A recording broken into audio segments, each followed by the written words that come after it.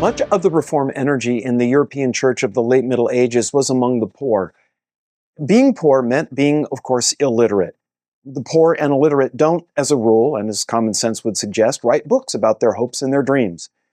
And so it's often from sources hostile to the reforming movements of this era that we learn of them. That hostility colors the picture much of the history of this era has regarded them by. The English proto-reformer John Wycliffe's ideas lived on, not so much among the scholars or nobles who had initially endorsed them, as they did among the lollards who went from village to village carrying his reforms like torches, continually setting new minds ablaze with reforming zeal. The lollards preached a simple gospel that contradicted a great deal of what commoners heard from the local Roman priest. They could even find one, since absenteeism was yet another problem of that time. In Bohemia, the ideas of Jan Hus, at first popular among the gentry, they ended up being embodied by an apocalyptic sect of illiterate poor called the Taborites. Another movement took place in the late Middle Ages and into the Renaissance that's rarely mentioned. We've already talked about how some women were drawn to the monastic life, and so they lived in sequestered communities related to a men's compound. There were orders for women in both the Franciscans and the Dominicans. But in the late Middle Ages, the number of women seeking inclusion in these orders swelled dramatically. In fact, so many of them applied, the orders had to limit their intake of new sisters. But those who were rejected, they didn't just shrug their shoulders and go back to the default of being a wife and a mother. No, many of them decided if the established orders wouldn't take them, they would form their own communities. Though not sanctioned by the church, they devoted themselves to corporate lives of prayer, devotion, and poverty. They were called beguines. Their communities, usually large houses, were converted into what were called beguinages. Now, precisely what that word beguine means is unclear. Best we can tell, the word means to charm or delude. Most likely it was a less than complimentary label that was assigned these women by their critics, who accused them of having been beguiled by the promise of a special mystical connection to God. Because they lived outside sanctioned church structures, they were suspected of being aberrant at best and more than likely at least mildly heretical. The Low Countries had many beguinages from the 13th all the way through the 16th centuries. Though beguines lived in semi-monastic communities, they didn't take formal religious vows. They promised not to marry, but only as long as they remained a beguine, something they could step out of at any time. In a practical sense, the beguines were an attempt to reconnect with the simplicity of the gospel as it altered one's relationship first with God and then with others. So beguines focused on personal devotion to God and care for one's fellow man. Their charitable works were well known across all of Northern Europe. Though the church in many places passed rules banning these unofficial monastic communities, their popularity grew, and soon men were forming their own version. Such men were called beghards, a word which eventually morphs into today's beggar. Another popular movement first appeared in 1260, known as the Flagellants. They got off to a slow start, but by the 14th century, their numbers swelled. While the personal discipline of flagellants took many forms, the primary method, and the one that yields their name, was to whip themselves with the flagellum. Self-flagellation as penance for sin wasn't new. It was a practice common to many monastic houses. But now it became a popular craze. Thousands of people from all levels of society lashed themselves until bloody, convinced by current events and the fiery preaching of apocalyptic announcers that the end was near, that God was about to destroy the world for its failure to repent. But don't think that this was all just a bunch of emotionally worked up illiterates who'd been stoked into some kind of mass hysteria.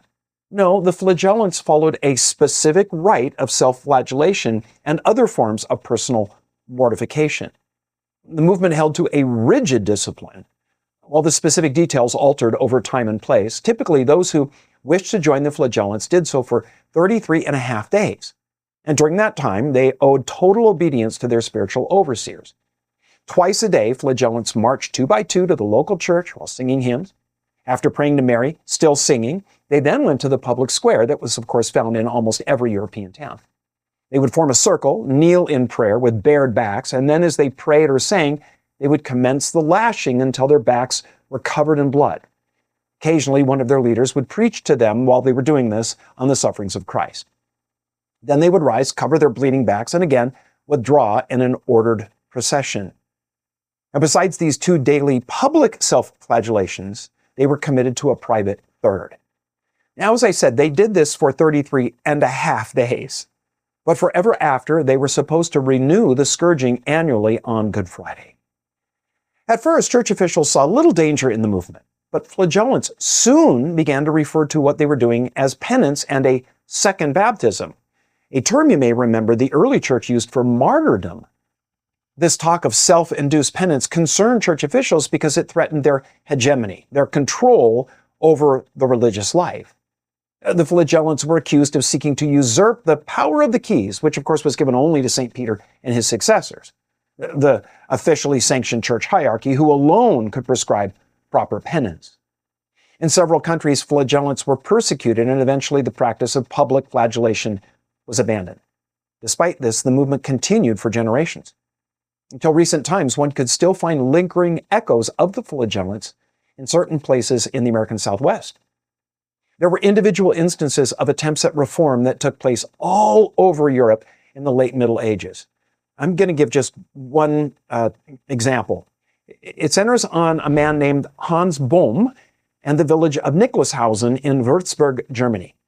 During the Lenten season of 1476, Hans, who was a young shepherd and a street entertainer, claimed to have had a vision of Mary calling him to preach a message of radical reform. So he burned the drum that was the means of his entertaining income in one of those Savonarola-inspired bonfires of the vanities that had become popular across Europe.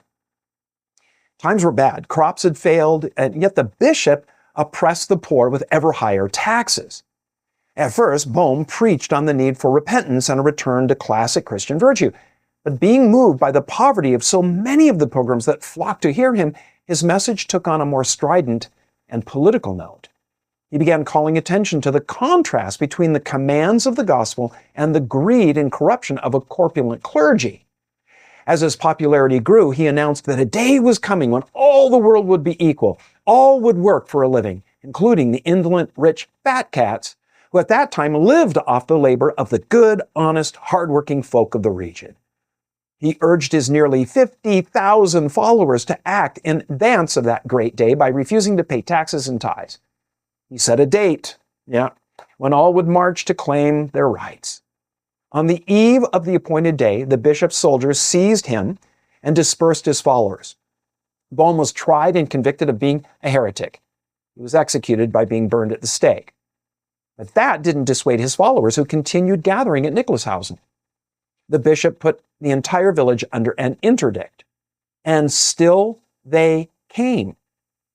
That's when the Archbishop of Mainz stepped in and ordered the Nicholashausen church destroyed. So now, with no leader, no headquarters, Bohm's movement dissolved. But they didn't all just give up the ideas that had formed them.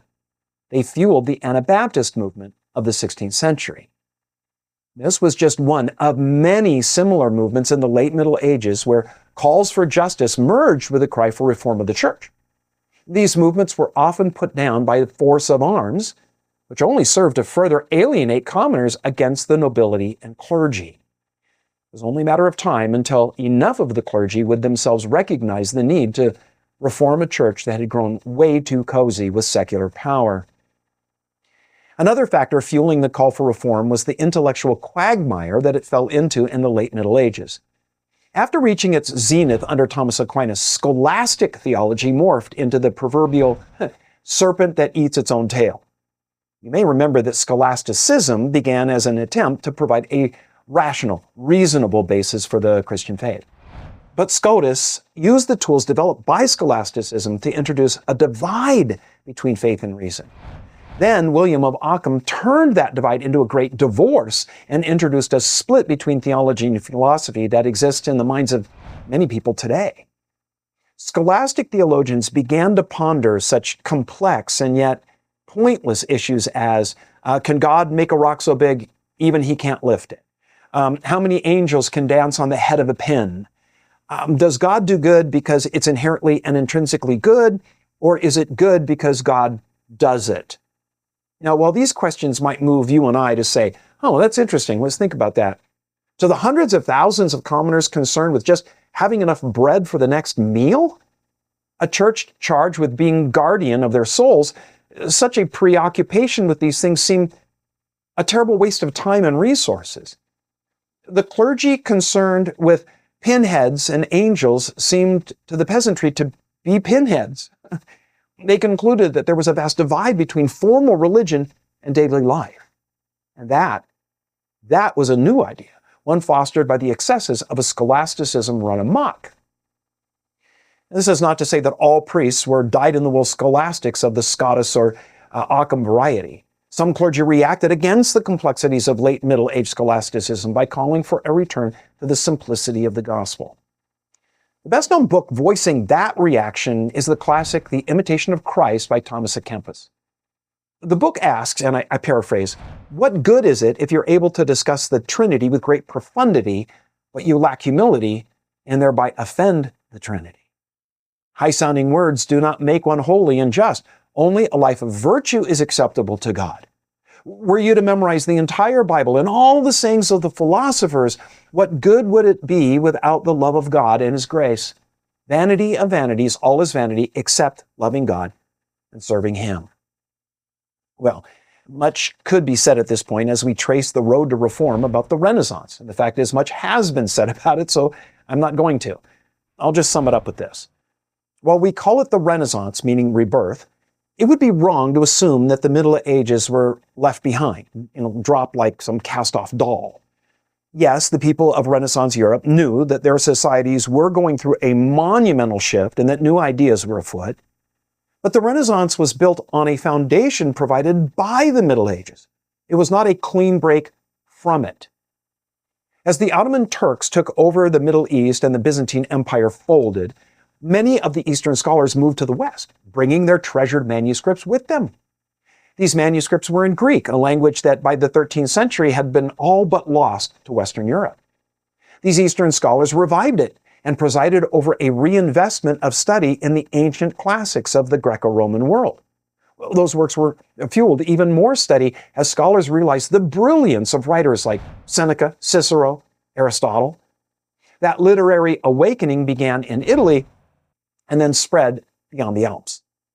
This interest in antiquity was also seen in art.